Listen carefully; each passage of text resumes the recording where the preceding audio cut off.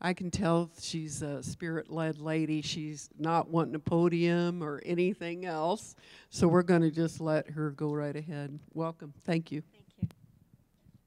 Thank you.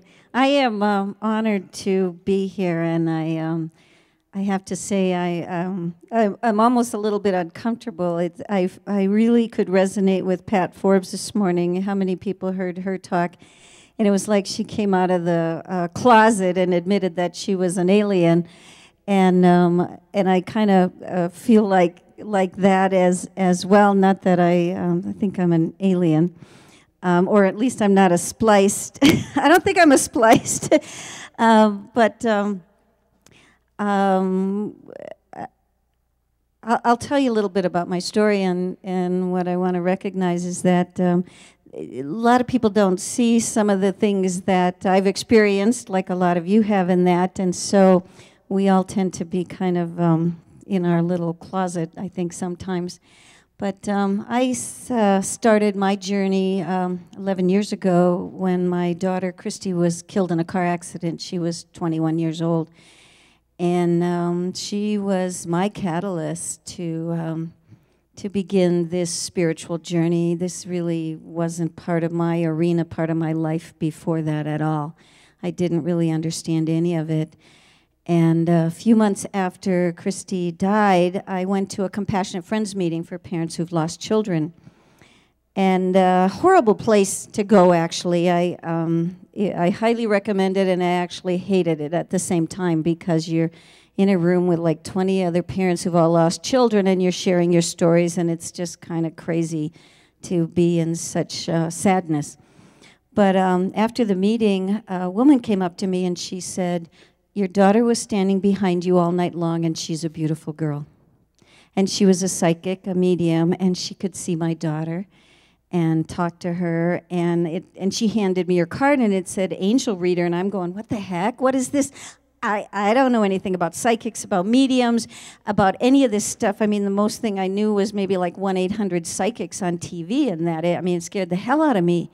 But you're so desperate to connect with your loved one that, you know, you'll do anything. It took me about a month to get up the courage to go see her, and when I did, I was able to connect with my daughter, Christy, and talk to her. And again, one of the first things you ask is like, well, how do I know this is Christy? You know, how do I know you're for real and that you're talking to my daughter and that? But she identified things. Christy had a dolphin tattoo on her shoulder, multiple things, you know, that I knew it was my daughter. And this led me on a journey. You know, it started me, first I started reading all the How to Talk to Dead People books by authors like Sylvia Brown and James Van Praagh and that, and then I expanded into Connecting with Your Angel books by Doreen Virtue, and I'd spend hours at Barnes & Noble, and one day Conversations with God jumped off the shelf at me, literally jumped off the shelf at me, and I thought, oh my God, this answers all those questions, you know, that I didn't know I had in my head. And, you know, so I just started seeking and looking and searching and everything and wanting to connect on my own. And how do I do this? And how do I connect with my daughter? How do I understand all of this? And so I started, you know, going to classes and studying under different people and things like that, and trying to expand my psychic abilities and everything. And it just led me down a path of searching for answers, trying to figure out what this all meant and where everything was going. I wanted to see these people, and I live in Fort Collins, and I wanted to see all these wonderful speakers that I was reading their books and learning about and everything, and nobody came to Fort Collins. So I thought, well, what the hell, I'll just bring somebody in. So I did an event. I brought in Sonia Choquette. We had 500 people there. And it told me that other people were searching for answers, too. So then I started doing events with various speakers, bringing them into Fort Collins. I started the Extraordinary People series and working with all these different speakers and everything. And then somewhere along the way, I bought a magazine. It used to be called The Healing Path. I'm still not quite sure why I did that. But I bought a magazine and changed it. I started a company called Bella Spark because I named it after my daughter Christy because she was a beautiful spark, and Bella means beautiful in Italian. And it was all about igniting change. And now I have a magazine that they're on the back table here. There's some upstairs. Please take some with you when you leave today. Enjoy them. So I started a company. And eventually, I started doing this regularly and trying to figure out, okay, where am I going with all of this? What am I supposed to do with this? Who am I? Why am I here? And how did I get thrown into all of this stuff that I initially knew nothing about? And I started to study more and learn more. And trying to figure out if I could be psychic too, if I could connect to my daughter on my own. And somebody had told me one time that take 10 deep breaths and ask the angels, what do I need to know today? So I'm doing this. Every morning I'd get up and I'd try and meditate. I'm learning how to meditate because it's not something I'm very good at. And I'm trying to meditate, and I'm taking my 10 deep breaths, and I'm asking the angels, and I'm getting nothing. And so I do it again the next morning, and this went on for about a week, and then one morning I'm sitting there, and I take my 10 deep breaths, and as I get to the last one, I hear, quit your job. It's like, great, the first time I get voices, start hearing voices, getting messages, and they're telling me to quit my job. So I knew, though. I knew that my path had been set and that I was to be doing something more, to be doing more with this. And so it took me a little while, but I ended up quitting my day job and just working for myself, my company, and continuing on with Bella Spark Productions and working with all these different speakers and trying to learn and understand who I am, why I'm here, and what it's all about. And I think it's an ongoing process because I'm still not quite sure. But, amazing things have happened to me over the years as I've tried to, pick this up and figure this out and how to deal with the voices in my head that at times I think I'm crazy for sure. One night, middle of the night, it was a Wednesday night, 3 a.m., and my lampshade rustles, and it's just this little rustle, and then I hear this like chirp sound, and I'm going, what, I'm awake, what, who, what? And I hear this voice, and it says, you need to get in your car and drive to Shambhala and bring your brochures. And these were brochures for my speaker events. I understood that, and Shambhala Mountain Center is behind north of Fort Collins, up in the mountains, beautiful temple up there. And I'm going, it's 3 a.m. I can't go now. I'm arguing with this voice. I can't go now. It's 3 o'clock in the morning. And then I said, but I can go. And tomorrow, Thursday, I have meetings all day long. But I can go Friday. So now I'm negotiating with this voice. And I got that Friday would be okay.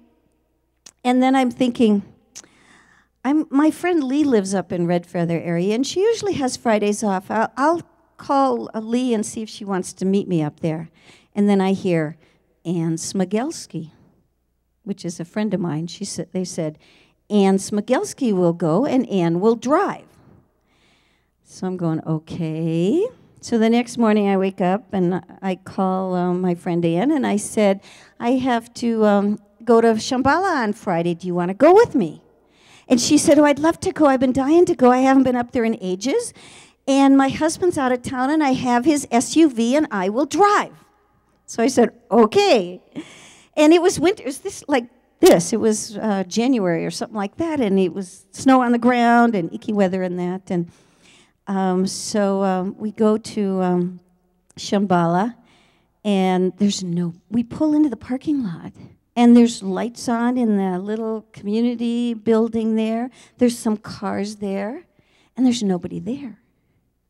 And we start walking up the little path and everything, and we get to, they have like this little bookstore place or something about halfway up, and we go in there and the lights are on and there's nobody there.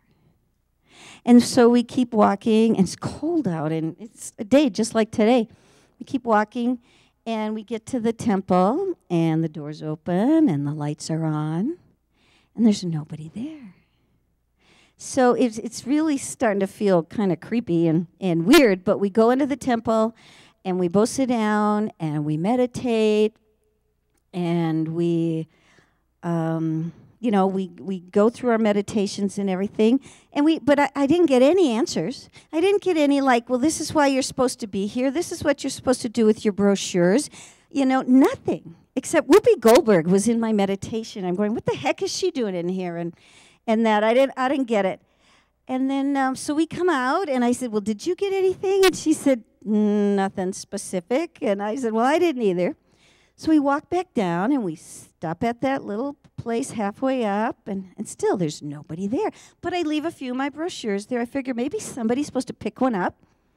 And then we walk back down to the main building, and there's still nobody there. And so I leave a few there. And then we think, it was really starting to cloud up and look like it was going to snow and everything, and we thought, well, maybe we just need to get out of here and everything. And so we left, but it felt like we were in another dimension, and I still haven't quite figured out why I was there. If maybe they were just testing me to see if I would pay attention and listen, or if somebody really did need to, see one of the speakers that I was bringing in and that. But that was kind of my start of getting, the voices in the head and trying to, make sense of it and learn, where all of this was going. I'm still, not sure, though the voices in my head have gotten stronger, and they tend to share a lot of messages in that. I went to a conference last year in Crete. I was one of the speakers there in Greece with Eben Alexander was the featured speaker, and there were there were psychics and all these other speakers and everything. And the very first night, all the speakers sat together at a table, and one of them said, well, let's all introduce ourselves and talk about who we are. And the first one said, well, I had a near-death experience, and the next one, well, I'm a psychic medium, and the next one, well, I'm a channeler, and the next one is this, and the next one is that, and then they get to me, and it's like, well, I'm not a healer. I'm not a channeler. I don't talk to other people's dead people, and I've never had a near-death experience. It's like I don't know who I am. But what I realize is that I'm just like you. I'm just me. And I'm just a beautiful divine spark of light with a message to share that flows through me, flows through all of us, and that we're all very special, and we're not special at all because we all have this gift. My greatest teachers have been my grandchildren. And I want to talk a little bit about that because the children in the world and the children coming in are so special. And they carry such an amazing frequency, and we need to steward them, and we need to believe them. When my daughter died, my son's little boy, Nicholas, was 6 years old. And he and Christy were buddies. And after she died, she would just show up in his room. Hi, Nick, how you doing? What are you up to? And so we would talk about it because I didn't want him to think it was crazy, and I didn't want him to lose that, and I also wanted to pump him for like, what's Christy doing now? Because I didn't get those kinds of messages from her. And I remember when he was 9, he would walk home from school, and he'd be home alone for about an hour until my son, his dad, got home. And I asked him one day, I said, well, Nick, have you seen Christy lately? And he said, she sits on the couch with me after school until my dad gets home. And he can see her. He can see her like you, just like you or me. Later on that year, my husband and I were driving him in the car home from somewhere, and I asked him again, have you seen Christy lately? Does she still sit with you after school? And he said, yeah. He said, but sometimes I think I see her at school. And sometimes when I'm having trouble with my math, she'll whisper the answer in my ear. She'll go, 25. And we said, you are in big trouble because Christy sucked at math. But they are my greatest teachers. His little brother was a baby when Christy passed away, and so he never really knew her. But she would show up in his room all the time and play with him, and she would test him too, just like my guides tested me. And she would, because she wanted to make sure that that he could hear her. So she would say, Drew, go in the kitchen and in the refrigerator and get some cheese. So he'd be up wandering around at 2, 3 o'clock in the morning and go in the refrigerator, and his mom would find him the next morning with cheese all over his bed and stuff. And she'd be, just testing him. So I think that's what my guides were doing. Were testing me to see if I was listening and if I would pay attention to what they had to say. I wanted to share that we all have guides. One of my favorite commercials is the Verizon commercial. Do you remember the Verizon commercial where the little guy in the gray suit, and a gentleman goes in, buys a new Verizon phone, and he comes out, and here's the little guy in the gray suit and hundreds of people behind him. And the guy starts walking away with his phone, and the whole horde of people moves with him. And he stops, and he walks back the other way, and he starts going like this, walking, and the whole horde of people are moving with him. And everywhere he went, everywhere he goes, here's this horde of people kind of following him, and he runs back in the store, and he's going, what's up with this, all these people out there? And they said, well, that's your network. And we all have a network like that of guides and angels and loved ones who are supporting us and sending us messages. No, don't do that again. No, don't go there. I think that's the one I get sometimes. But they're always with us. They're always supporting us. They're always helping us, and they're guiding. And we have a whole network behind us, and all we have to do is ask. And so I would use them a lot. I would watch for the synchronicities, for the messages, because again, I'm still unsure of what it is I'm supposed to do next. I started doing events in Fort Collins, bringing in different speakers and that. And then I decided to add Seattle, because my sister lives there. I figured I could stay with her. And so I remember this date. It was December 30th of 2007. And I'm having lunch with 2 new friends that I made. They were both psychics. And we're talking about our businesses and what we want to do and where we're going. And I said, well, I'm starting a new speaker series in Seattle in January of 2008. And I'm thinking in 2009 that I'll add another city, maybe somewhere in the Midwest. And then we just, we go on and we're having lunch and we're talking and just sitting and bullshitting and that. And all of a sudden the one gal pipes up and she says, you're going to Vancouver next, don't you? You might think you're going to the Midwest, but you're going to Vancouver next. Well, I'd never even been to Vancouver, and I wasn't even sure where it was. So it's like, okay, maybe I'll just put that in the crazy psychic file or put it in my back pocket or something and see what happens. The next day's New Year's Eve. We're supposed to go out to dinner and toast in the New Year's. And I wake up with a stomach flu. So I spend the whole day either in the bathroom or in bed. And the middle of the afternoon, the phone rings. And there's a woman on the line who's calling about the speakers that are coming to Seattle. And she's a chatty Cathy, and I have nothing better to do. I'm just laying in bed and that. So we're talking away and carrying on a conversation. And she's so excited, and she says, I can't wait to see these people. I'm coming down for every one. And I said, well, where do you live? Vancouver. I hung up the phone, and I said, okay, I guess I'm going to Vancouver next. Those are the kind of messages that I like, those in-your-face kind of messages. This is your next step. Do this. I don't always get those. But I also ask for confirmation sometimes because I second guess myself. I wonder if I'm on the right path and is this what I'm supposed to be doing? And when I started working on this speaker series for Seattle initially, and I'm renting a big facility, and I'm spending a lot of money on marketing and deposits and everything, and I'm getting really, really nervous and going, what the hell am I doing? This is costing me a fortune. Am I really supposed to do this? I need confirmation. Oh, I need to back up a little bit. Before I got my confirmation, I was asking my guides for another speaker, because I wanted to do 5 speakers and I only had 4. And so and nothing was working. I have dates at the hall, dates with speakers, they've got their schedules, blah, blah, blah, nothing was coming together.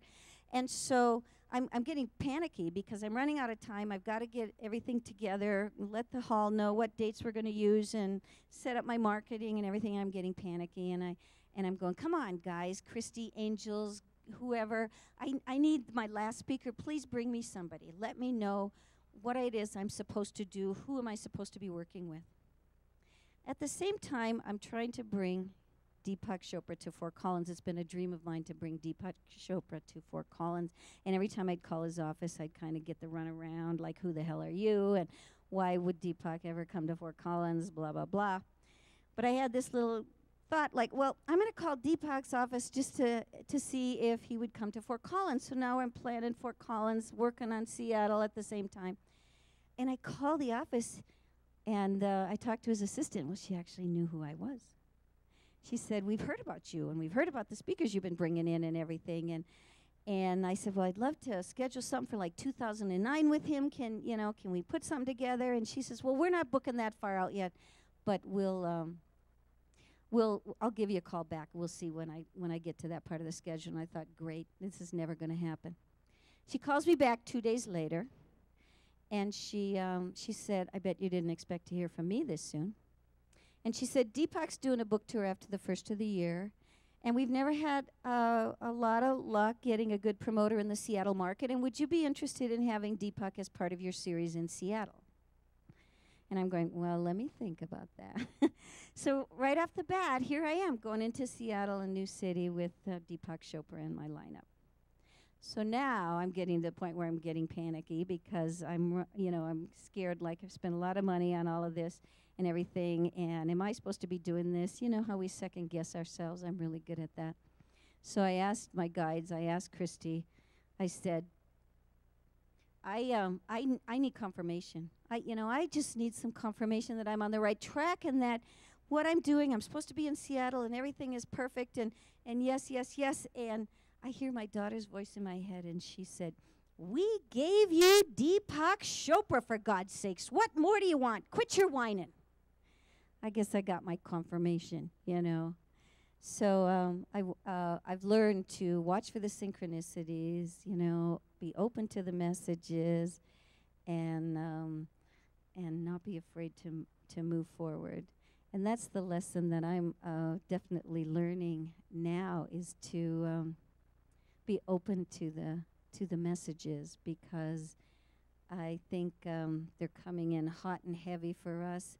I think a lot of us are kind of in this space. I keep running into more and more people who are on the cusp of something, but they don't know what it is.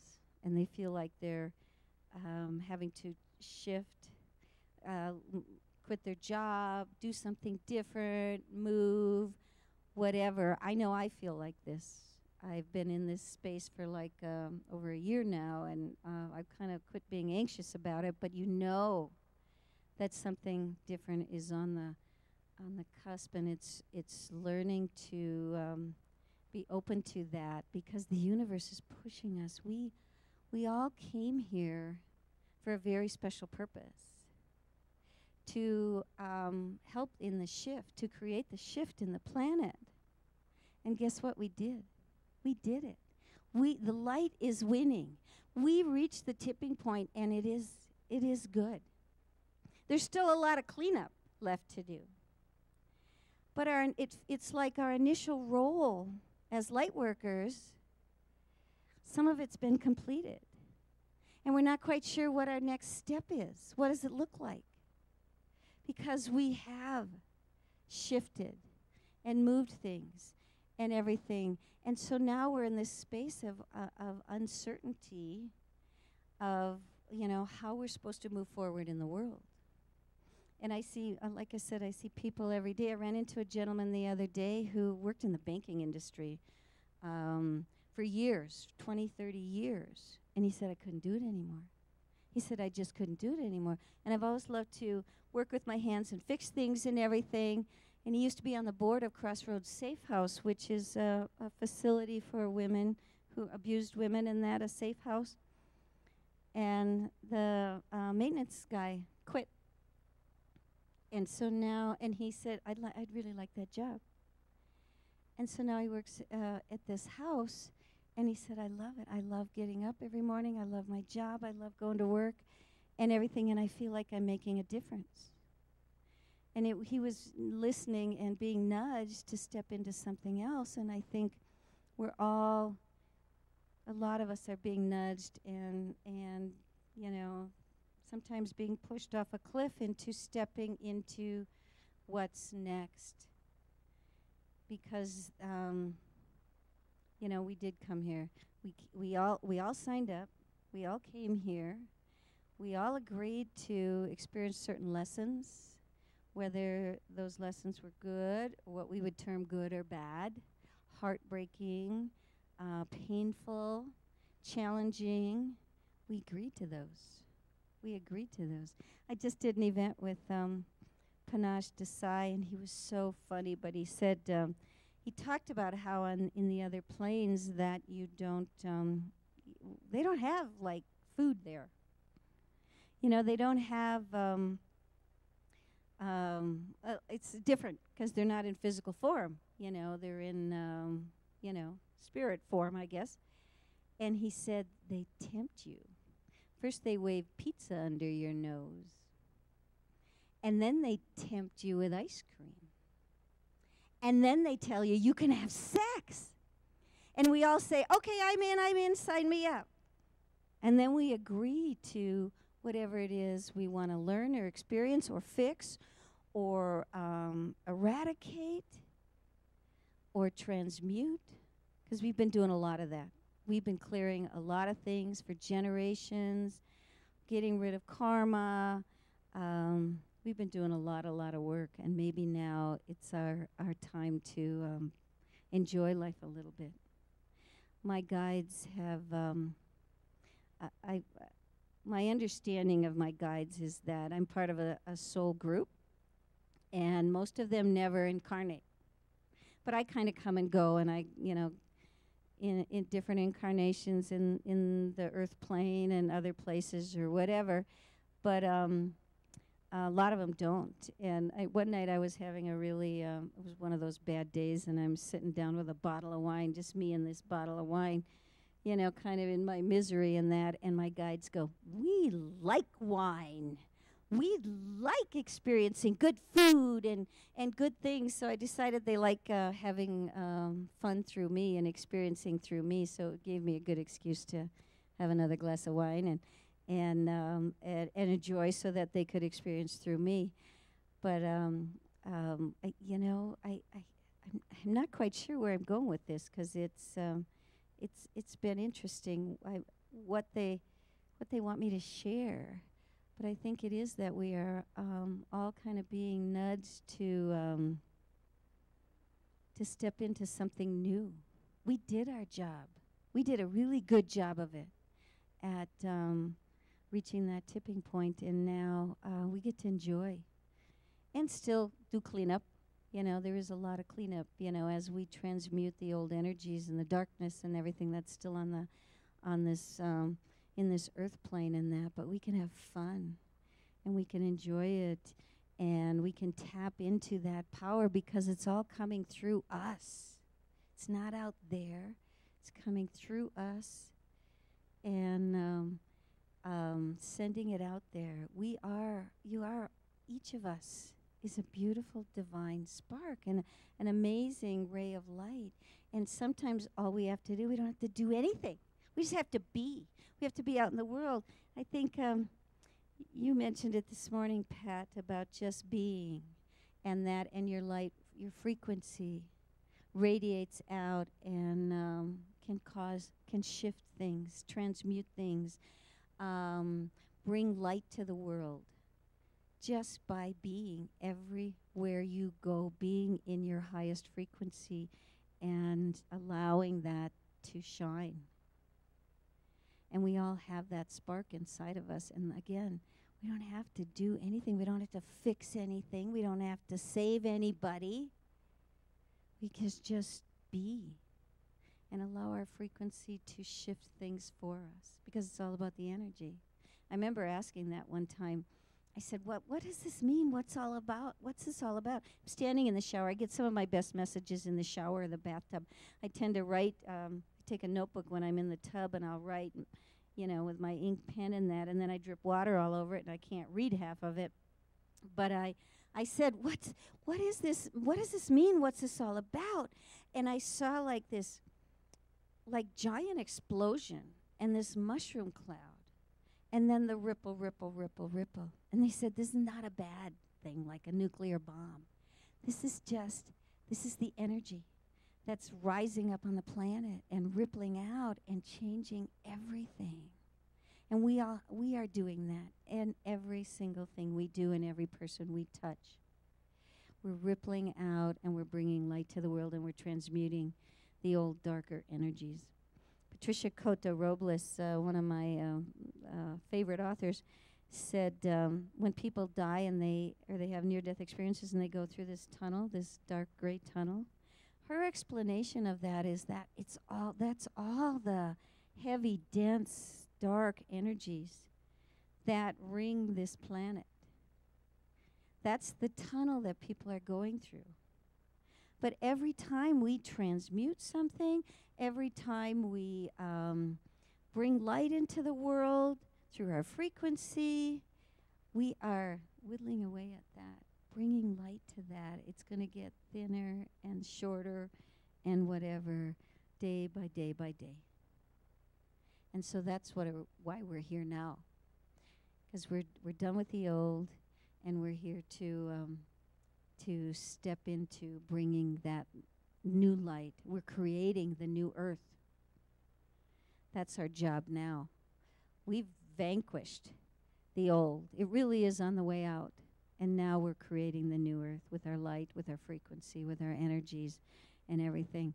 And I have to tell you, I still ask for confirmation, because I was soaking in the bathtub the other day. I had bubbles all the way over the top of my head. And sometimes you get, how many people get weird messages? You get weird messages in your head, or anybody feel things in their body, weird things in their body and stuff? Pat, I loved your talk today, Pat, because you were talking about the cold in the legs. I've had ice cold, it's like ice cold water running through my leg, just this leg, for the last 2 days. And, I can wrap up, do whatever, stand next to the heater, and it has no effect on it at all. So we're being touched physically, emotionally, energetically. We're being guided and shifted and everything. But anyway, I'm sitting in the bathtub the other day, and I had bubbles over the top of my head, because I always put too much stuff in, and then they turn the jets on and they go crazy. And I'm getting these messages and all this information, and I'm going, what? You want me to do what? And I'm who? And sometimes it's hard to believe that you're an alien, and different things that come in. And I said, I want confirmation. I want confirmation right now. And I said, I know you can blow out that candle. Blow out that candle here. And then I'm ranting at my poor daughter, Christy. I know you can do this, Christy. I need confirmation. Blow this candle out now. Well, I get nothing. Nothing. So I'm kind of frustrated and a little overwhelmed with the kind of messages and information that I'm getting. That was on a Saturday night. And on Monday, there was, I belong to this meetup group, and there was a thing that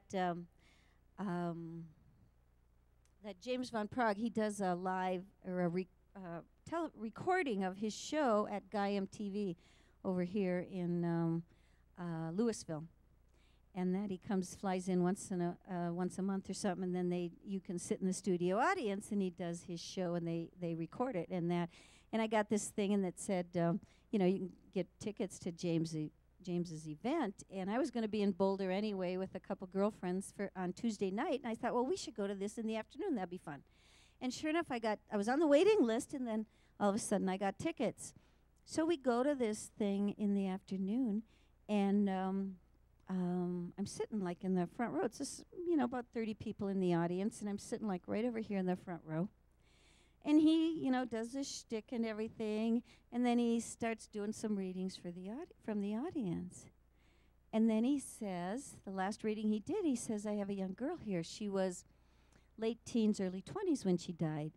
Well, I raised my hand, and nobody else raised their hand, so I must have been the only one in the audience who had lost a young girl. And I never get called at these things, never. All the times I've been, every time I've wanted Christy to show up, I'd go, come on, Christy, you were a young, pushy, outspoken young woman. Get to the front of the line so that I get called on. I'd never get called on. He called on me. And he gave me a reading. And he verified James is all about evidence. And he gave me amazing evidence that it was my daughter, that it was Christy and everything. And then he came up and he gave me a big hug, and the last thing he said was, she didn't die. She said she didn't die in vain. And I knew that everything I'd been doing, everything I'd learned, everything I'd experienced, and everything wasn't in vain. That Christy, she led me here. She took me to this place. And that was my confirmation. I knew it. I knew that was my confirmation. So I didn't get the candle blown out, but I got that confirmation from Christy because I have never gotten a reading in an audience like that before. And she showed up to tell me, it's okay, Mom. It's all right, and you're on the right track, and you're doing what you're supposed to be doing. And we're all on the right track, and we're all doing what we're supposed to be doing. And we need to just listen to that and be open. Right now, I think a lot of the messages we get one day at a time. I want the big picture. I want to see what it looks like. I want to know exactly where I'm going. And I get one day at a time, one step. We only get the next step. Because our goal is to be present and be in the moment and not be thinking about the future and everything else we're doing in that. And my guides also told me that we're not going to tell you what it is because then we know you'd try to control it and make it this and make it that, and you'd screw it all up. So we're only going to tell you the next step. But we're all being guided and pushed and shoved off a cliff sometimes and shown the next step and where we're going. It's an exciting time. It's a really exciting time. So if you're feeling unsettled like I have been lately, because I don't know what the next step is, relax and enjoy it. I used to work for a grocery store chain several years ago, in one of my other lifetimes here, and the store went out of business, and I was unemployed for 6 months, and that was before they extended unemployment and extended it and that. So I had 6 months, and I was frantically looking for another job, applying here, applying there, and nothing was popping. A week before my unemployment was to run out, I got hired, and it was the perfect job. And my guides keep telling me, remember that? Remember that when you used to work and you were unemployed and then you got your perfect job? And my first thought was, God, if I had known that I would have got the perfect job at the end of my 6 months, I would have just enjoyed it. And that's what they're telling me. Do you remember that? Just enjoy this period. Because when the perfect job, the next step shows up, all hell's going to break loose and you're going to be really busy. So just enjoy this little bit of a lull of uncertainty and live in the moment and be open to all possibilities and listen.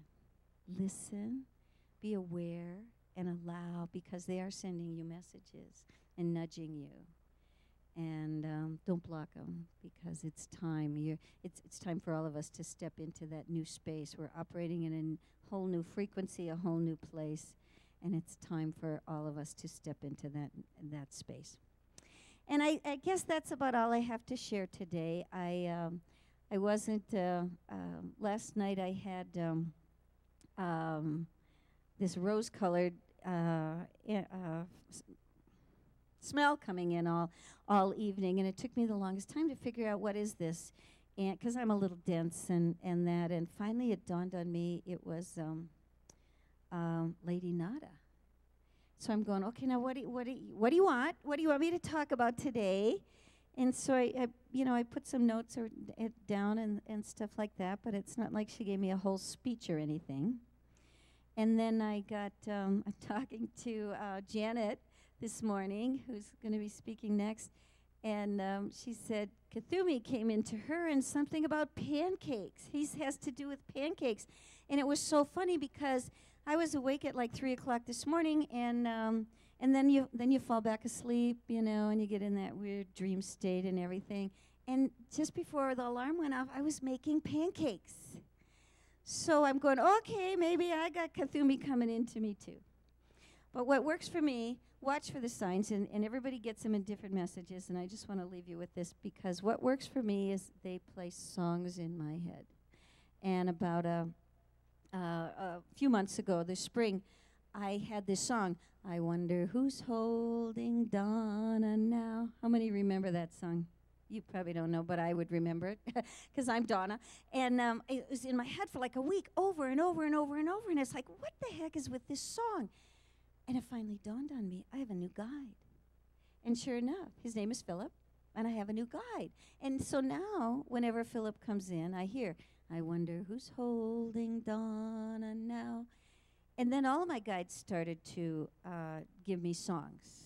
I have one guide who tends to send me places energetically or physically sometimes to do something or whatever. And his song is, Louie Lua, oh baby, we gotta go. So now when that song comes in, now I know who it is.